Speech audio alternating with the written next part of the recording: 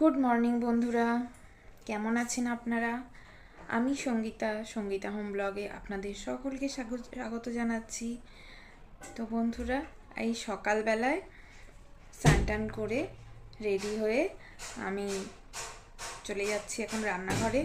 রান্না করব। আপনাদের দাদাভাই বাজারে গেছে, তো বাজার থেকে কি কি এনেছে একটু দেখে নেব। চল, তো দেখি আর কি কি নিয়ে এসেছে। এখানে চানাচুর নিয়ে এসেছে এক প্যাকেট। এটা হচ্ছে সুভাষ, বুঝলে, এটা নিয়ে এসেছি।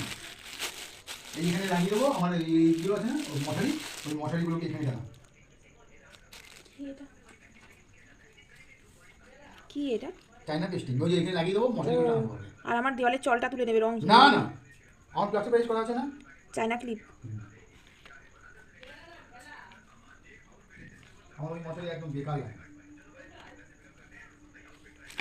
হ্যাঁ, ওরা কিন্তু টান টান টান টান হয়ে থাকে। মানে এটা কতটা ছোলা গো? এটা কতটা? 300 ছোলা। এটা কতটা ডাল? বাদাম বাদাম কত কি দাম? তো বললাম 300, পাইলে তো মনে হচ্ছে 500 লাগবে। আর এখানে আছে 4টে বাসন মাজার সাবান নিয়ে এসছে, আর জিরে গুঁড়ো, আর এখানে আছে ময়দা, আটা ময়দা দুটোই ছিল, আর এখানে একটু ছোলার ডাল, মটর ডাল, মৌরি, গোটা মৌরি, এগুলো ফুরিয়ে গেছিলো, এগুলো আপনার দাদাভাইকে দিয়ে আনালাম।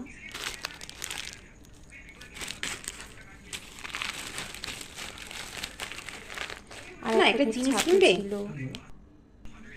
নুন, এই টুকটাক সদয় নিয়ে চলে এসেছে। এগুলো দরকারি জিনিস সমস্তই। ছাতুটা আমার প্রয়োজন লাগে, ছাতুটা ছেলে সকালবেলায় মাঝে মাঝে খায়, সন্ধেবেলায় খায়। তো যেদিন টিফিন বানাতে ইচ্ছা না করে তখন ছেলেকে ওই ছাতু, 1 গ্লাস ছাতুর শরবত করে দিই। ছাতুর শরবত খেয়ে ও পড়তে চলে যায়। আর এই যে কিটক্যাট নিয়ে এসেছিলো সকলের জন্য। তো বন্ধুরা, এই দোকানের সদয় এগুলোকে গুছিয়ে নিয়ে আমি এবার রান্নাঘরে চলে যাব। তো রান্নাঘরে দেখি কি করা যায়। তো বন্ধুরা, রান্নাঘরে এসে দেখলাম তো ফ্রিজে রাখা আছে পালং শাক। পালং শাকটা আলু, গাজর আর কুমড়ো দিয়ে রান্না করেছিলাম। তো আমি তো মাঝে মাঝে পালং শাকের মধ্যে 5 ফোড়নও ফোড়ন দিই, কখনো আবার কালো জিরেও ফোড়ন দিই। 5 ফোড়ন দিলে আমার ছেলে আবার খেতে চায় না, কারণ 5 ফোড়নের মধ্যে মেথি থাকে, আর মেথিটা একটু তিতো লাগে মুখে পড়লে। সেই জন্য আমার ছেলে 5 ফোড়নটা খুব একটা পছন্দ করে না। তো ওর খুশির জন্যই আমি কালো জিরে দিয়ে করেছিলাম।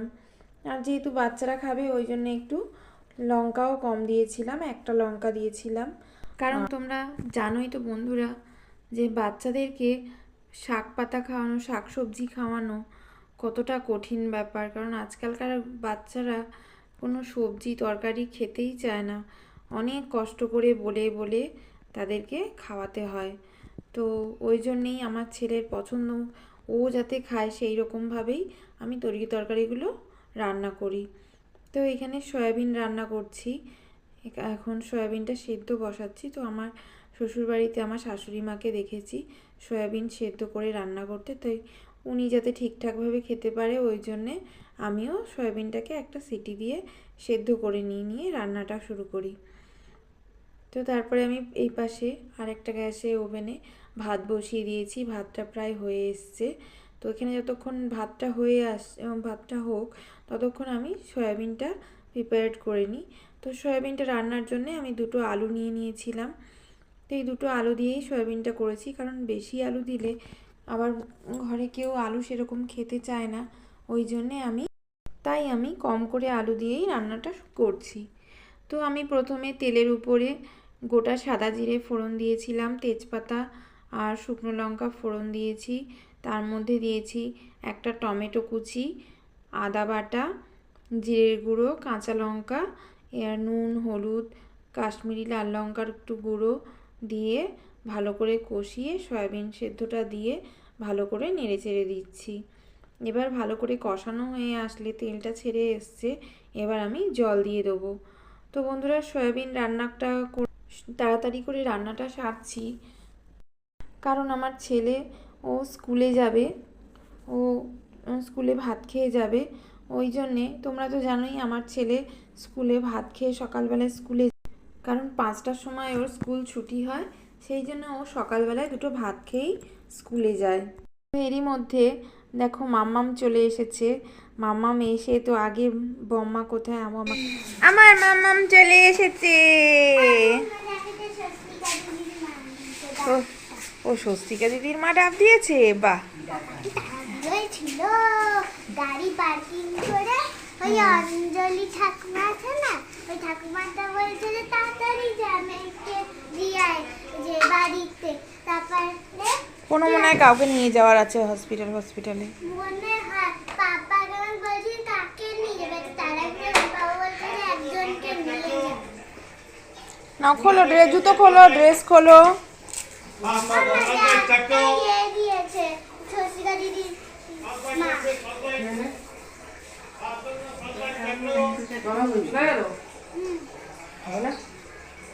না, পাপা তারা কাকে নিয়ে যাবে। না আলো পড়েনি, সরি বলার জন্যে, আমি তো আলো পড়েনি।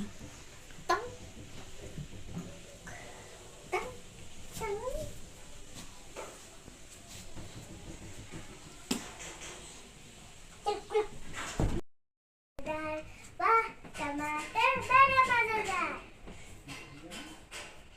एक जिनिस खाती चीज़ काया मैं तुमको তোকে কি পুচকি লাগছে ক্যামেরায়, পরে দেখাবো দেখবি। ছোট ছোট পুচকি লাগছে তোকে, একদম কতটা পুচকিলা অনেকটা পুচকি লাগছে। দেখি। তো বন্ধুরা মাম্মাম স্কুল থেকে আসলেই ওর সাথে কিছুক্ষণ গল্প হয়, খেলা হয়। তো তারপরে আমি আবার আমার কাজে নেমে পড়ি। এইখানে 12টার সময় তো আমার স্টুডেন্ট এসেছিলো পড়তে, ও দুপুর 12টায় এসছে, কারণ ওদের স্কুল এখন এক্সামের জন্য লিভ দিয়েছে, ওই জন্যে ও পড়তে এসেছে। তো আমি ওকে পড়া দিয়ে দিয়েছি, ও পড়ছে। এবার বন্ধুরা তিনের ঘরের নামটা পড়ো। একজন স্টুডেন্টকে পড়াতে আমি চলে গিয়েছিলাম, তো তাকে আমি পড়াতে গেছি, ওর নাম আরাধ্যা। ও আমার কাছে পড়ে, খুব সুইট গার্ল। তো ও পড়াশোনা করছে, ও ক্লাস 1-এ পড়ে। তো ও খুব ভালো মেয়ে, ও আমার কাছে ভালোভাবেই পড়ে নেয়, তো ওকে আমার পড়াতে খুবই ভালো লাগে। আর ওর সাথে গেলে তো আগে গল্প হয়, প্রথমে ও অনেক রকম নানা রকম গল্প বলবে, কথা বলবে, ড্রয়িং করবে, তারপরে ও পড়বে। তো এইভাবেই আমার দুপুর থেকে সন্ধে অবধি সময়টা পুরো কেটে যায় বাচ্চাদের সাথে। তো তারপরে বন্ধুরা রাতের বেলায় খাওয়া দাওয়া সেরে এখানে ঠাকুর প্রণাম করে আমার ভিডিওটা আজকে এখানেই শেষ করলাম। তো বন্ধুরা, তো আমার এই ভিডিওটি তোমাদের কেমন লাগলো আমাকে অতি অবশ্যই জানাবে। তোমাদের যদি আমার ভিডিওটা একটুও ভালো লেগে থাকে তাহলে একটা লাইক করে দিও, আর কমেন্ট করে জানিও তোমাদের কেমন লাগলো, এবং সাবস্ক্রাইব করে আমার পাশে থেকো বন্ধুরা। Tata, bye bye, good night.